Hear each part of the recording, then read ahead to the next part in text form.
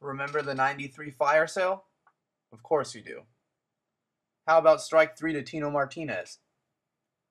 That one still ticks me off. Or, more recently, Matt Holliday out at home plate?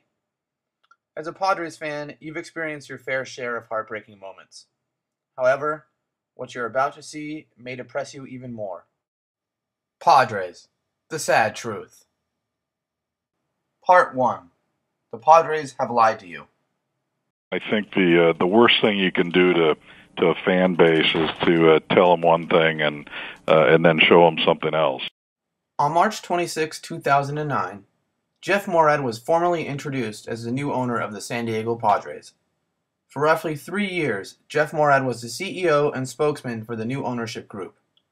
His tenure was marked by slashed payrolls to be discussed later, perhaps resulting in his ultimate rejection by fellow MLB team owners prior to the 2012 season.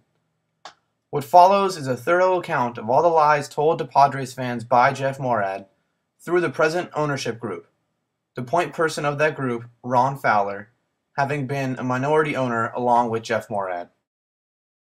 The number one thing they're interested in is having a winning team on the field, as I'm sure you are as well. What needs to take place for that to happen? Well, it's a process, and a process that we're very committed to.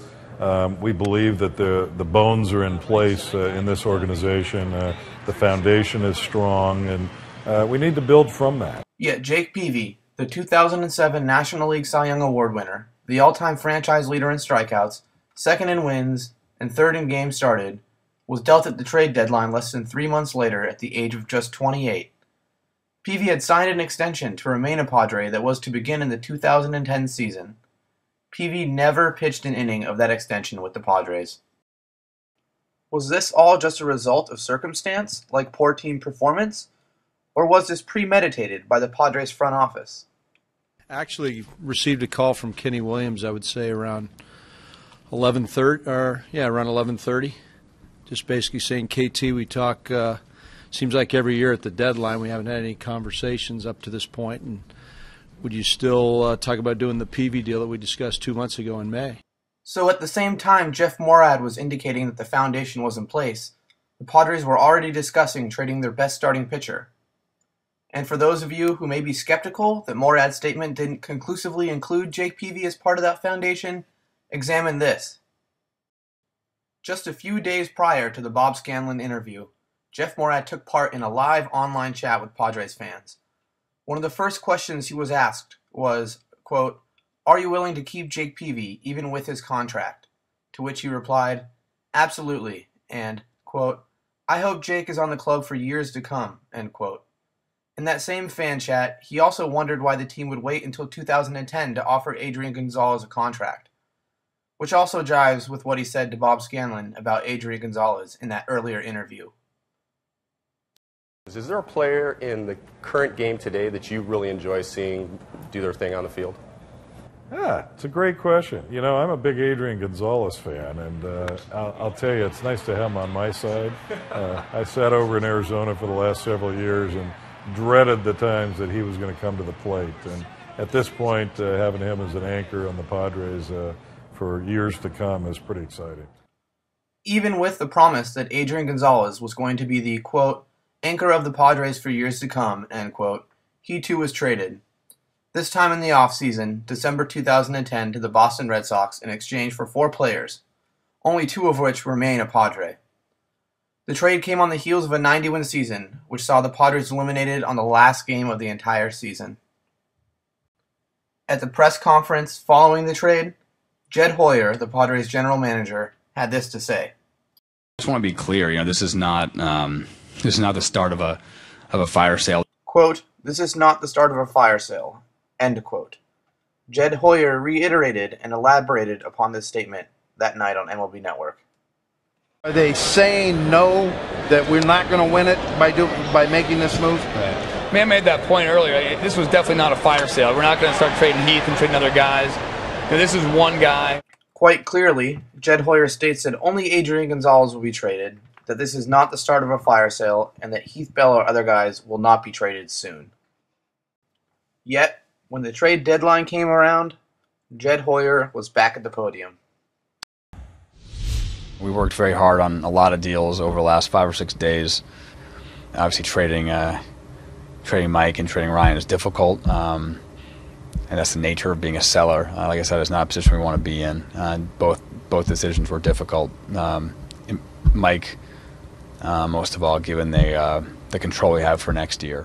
So, despite numerous statements that trading Adrian was not the beginning of a fire sale, and that the Padres would not trade other players soon, the trade deadline that very season saw the Padres trade their highest salaried offensive player, Ryan Ludwick, and Mike Adams, arguably the team's best bullpen arm, who still had a full season left under contract.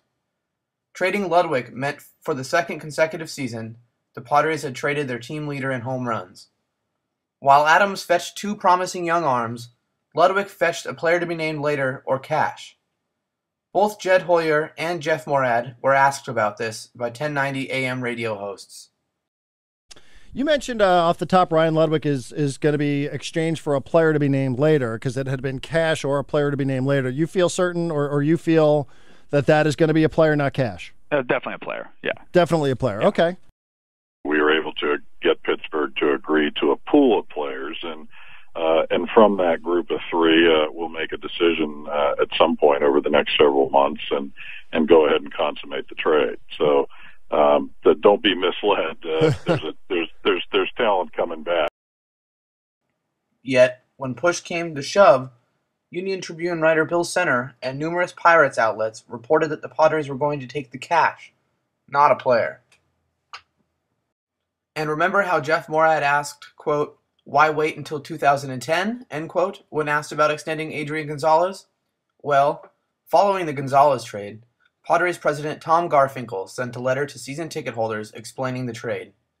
Among the information he provided was this tidbit, quote, "Over the past several weeks, it became evident that it would require $140 to $170 million over the next 7 to 8 years to sign Adrian," end quote. Clearly, the Padres had waited until 2010, and the fans were sick of it. When do you think that these draft picks are going to be ready to come up? Is it going to be next year? Is it going to be 3 years from now? And when it is it time to now trade Rizzo? Your point about Rizzo, I think, is something that we want to avoid, that we want to be able to bring up these young players, sign them to long-term deals, and know that you're going to be watching the same team over and over. Your question about Rizzo, we certainly hope that he's our first baseman here for a long time, and that you come in every year knowing that he not only is he going to be our first baseman, but you're going to know who's going to be playing other positions as well. In answering this question, the Padres showed that they have no problem lying to the face of a season ticket holder, as Anthony Rizzo was traded to the Cubs just 7 months later. You may have noticed all the front office turnover. In 2009, Kevin Towers was fired as general manager. Towers was replaced by Jed Hoyer. Jed's tenure was short-lived, as he, along with Jason McLeod, left for the Cubs prior to the 2012 season. Burns replaced Hoyer. All the front office and player personnel turnover happened despite this Morad statement from 2009. But this isn't about wholesale changes. I mean, nobody's going to turn the organization upside down. It's too good to have to do that. It wasn't just Jeff Morad who spoke about building a consistent product. The team president, Tom Garfinkel, in an interview with Baseball Prospectus, was asked, "How do you attract and retain fans?" Among his responses, "By building a brand that is consistent and genuine." Yet on top of all the inconsistency with the roster, the team's brand has changed numerous times.